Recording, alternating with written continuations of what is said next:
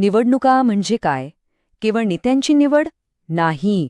निवडणुका म्हणजे शासनाबद्दल, गव्हर्नन्सबद्दल बोलण्यासाठी एक संधी, एक व्यासपीठ. आणि महाराष्ट्रातला राजुरा मतदारसंघ हे सगळं समजून घेण्यासाठी एक उत्तम केस स्टडी आहे. चला, यावर सविस्तर बोलूया. हा आहे राजुरा मतदारसंघ. अलीकडेच इथली निवडणूक इतक्या कमी फरकाने झाली की आपल्याला एक गोष्ट स्पष्टपणे कळते. लोकशाहीमध्ये प्रत्येक मत किती महत्वाचं असतं आणि प्रत्येक स्थानिक मुद्दा किती परिणामकारक ठरू शकतो. 3054 मतं. हा फक्त एक आकडा नाहीये. हा एका संपूर्ण समाजाच्या राजकीय हृदयाच्या ठोक्यांचा आवाज आहे. आणि इथूनच आपला खरा अभ्यास सुरू होतो. कुठल्याही आकड्यांमध्ये जाण्याआधी आपल्याला तिथली जमीन, तिथले लोक आणि त्यांचं रोजचं आयुष्य समजून घ्यावं लागेल.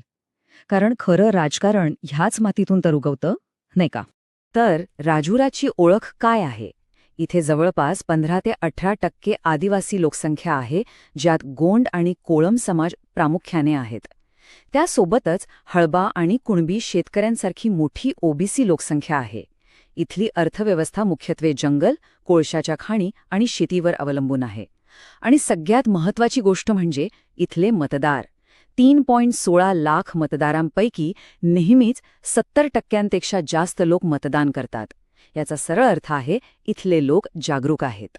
तिथल्या लोकांच्या मनात काय आहे हे ऐकायचं असेल तर साधारणपणे असं काहीतरी ऐकू येतं. आमची ओळख या जंगलाशी, या शेतीशी जोडलेली आहे. आमच्या चिंता आहेत आमच्या हक्कांसाठी, आमच्या पाण्याबद्दल आणि आमच्या पोरांच्या भविष्याबद्दल. हे फक्त निवडणुकीचे मुद्दे नाहीत, हे त्यांच्या जगण्याचे प्रश्न आहेत. चला, आता लोकांच्या भावनांकडून आकड्यांच्या विश्वाकडे वळूया. कारण निवडणुकीचे निकाल म्हणजे लोकांच्या सामूहिक तक्रारी आणि त्यांच्या अपेक्षांवर दिलेला एक स्पष्ट कौल असतो. बघूया राजुऱ्याने काय कौल दिलाय. हे बघा, 2024चे आकडे. भाजपचे देवराव भोंगळे यांना मिळाले 72,882 मतं आणि काँग्रेसचे सुभाष धोटे यांना मिळाले 69,828. फरक किती? फक्त 3,054 मतांचा. टक्केवारीत सांगायचं झालं तर अवघा 1.2%. इतकं कमी अंतर आपल्याला एक महत्त्वाची गोष्ट सांगतं. लोकशाहीमध्ये प्रत्येक मताला किंमत आहे, प्रत्येक आवाजाला सन्मान आहे. आपल्या संविधानाने दिलेलं हेच तर मूल्य आहे. राजुराचा इतिहास पाहिला ना तर तो खूप रंजक आहे. हा एक स्विंग मतदारसंघ आहे. म्हणजे काय तर इथली सत्ता कधीच एका पक्षाकडे टिकून राहत नाही. बघा, 2009 मध्ये काँग्रेस, 2014 मध्ये भाजप, 2019 मध्ये पुन्हा काँग्रेस आणि आता 2024 मध्ये परत भाजप. यावरून एकच गोष्ट दिसते, इथला मतदार खूप विचार करून मत देतो. तो कोणालाही गृहीत धरत नाही. आता 2019च्या निवडणुकीचं उदाहरण बघा. हे समजून घेणं खूप महत्वाचं आहे. काँग्रेसला मिळाली 26.8% मतं. पण इथे एक ट्विस्ट आहे.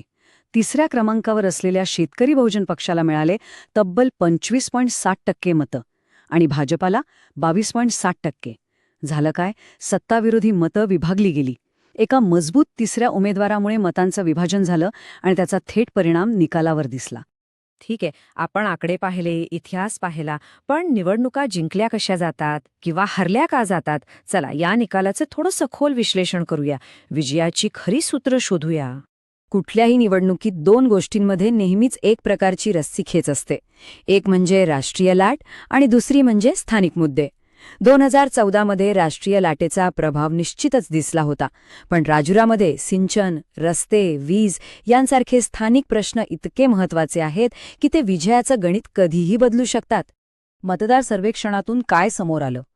लोकांना सगळ्यात मोठी चिंता आहे ती उपजीविका आणि शेतीची, म्हणजे सिंचन, कर्ज आणि नोकऱ्या. त्यानंतर दुसरी मोठी चिंता आहे आदिवासी अस्मितेची, त्यांच्या वनजमिनीचे हक्क आणि त्यांच्या संस्कृतीकडे होणारं दुर्लक्ष. याशिवाय रस्ते, वीज, पेन्शन, रेशन कार्ड यांसारखे मुद्दे आहेतच.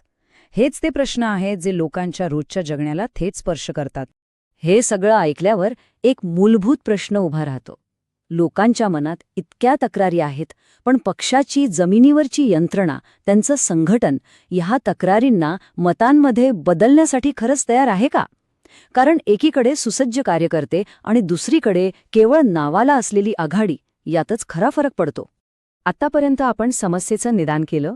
आता उपायांबद्दल बोलूया. कोणत्याही नेत्याला किंवा पक्षाला जर ह्या मतदारसंघाचा विश्वास जिंकायचा असेल तर त्यांच्यासाठी एक स्पष्ट आराखडा, एक ब्लूप्रिंट काय असू शकते? याला आपण चतुर्मुख सिद्धांत म्हणू शकतो. याचे 4 चेहरे आहेत. पहिला, मतदार. आदिवासी, शेतकरी, महिला, तरुण, शहरी कामगार प्रत्येकाशी त्यांच्या भाषेत, त्यांच्या मुद्द्यांवर बोलावं लागेल. दुसरा, मुद्दे. विकास, समानता, आर्थिक मदत आणि ओळख यावरच तुमची कहाणी उभी राहिली पाहिजे. तिसरा, राजकीय यंत्रणा. उमेदवार, मित्रपक्ष, सामाजिक संस्था आणि मीडिया या सगळ्यांना सोबत घ्यावं लागेल. आणि चौथा, विरोधक. त्यांच्या चुकांवर अचूक बोट ठेवून एक चांगला पर्याय सादर करावा लागेल. आणि हा सिद्धांत प्रत्यक्षात आणण्यासाठी 7 ठोस पावलं उचलावी लागतील. पहिलं, ज्या गावामध्ये विजयाचा फरक 5% कमी आहे तिथे लक्ष केंद्रित करा. दुसरं, शेतकऱ्यांसाठी एक स्थानिक मदत पॅकेज जाहीर करा. तिसरं, आघाडीच्या कार्यकर्त्यांना जमिनीवर पुन्हा एकत्र आणा. चौथं, स्थानिक प्रभावशाळी लोकांना कम्युनिटी अँबॅसेडर बनवा.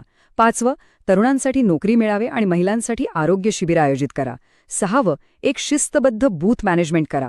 आणि सातवं, लोकांच्या तक्रारी ऐकण्यासाठी एक फास्ट ट्रॅक हॉटलाईन सुरू करा. शेवटी विजयाचा मार्ग हा राजकारणापलीकडे जातो. लोकांना काय हवंय हे समजून घेऊन त्यांच्यासाठी सातत्याने काम करणं यातच खरं नेतृत्व आहे. विश्वास हा केवळ निवडणुकीपुरता नसतो, तो असाच मिळवावा लागतो. अगदी थोड्या मतांनी जिंकणं किंवा हरणं हा पराभव नाही, तो एक संदेश आहे. लोक तुम्हाला बघत आहेत, ते जागरूक आहेत आणि ते तुमच्याकडून उत्तरं मागत आहेत. हा संदेश ऐकणं हेच खऱ्या लोकशाहीचं लक्षण आहे. आणि लोकांच्या तक्रारी ऐकताना त्यांच्या माहितीचा आदर करणंही तितकंच महत्त्वाचं आहे. भारताच्या नव्या कायद्यानुसार प्रत्येकाच्या वैयक्तिक माहितीला संरक्षण आहे. लोकांचा विश्वास तेव्हाच टिकतो जेव्हा आपण त्यांच्या मताचा आणि त्यांच्या खाजगीपणाचा सन्मान करतो. जर तुम्हाला लोकाभिमुख नेता बनायचे असेल आणि तुमच्या मतदारसंघाचा विकास करायचा असेल तर blueprintstrategies.ai शी संपर्क साधा. आमचा ईमेल आयडी आहे mgr@blueprintstrategies.ai आणि फोन नंबर आहे 0804 2041 602. राजकारणापलीकडचा उद्देश.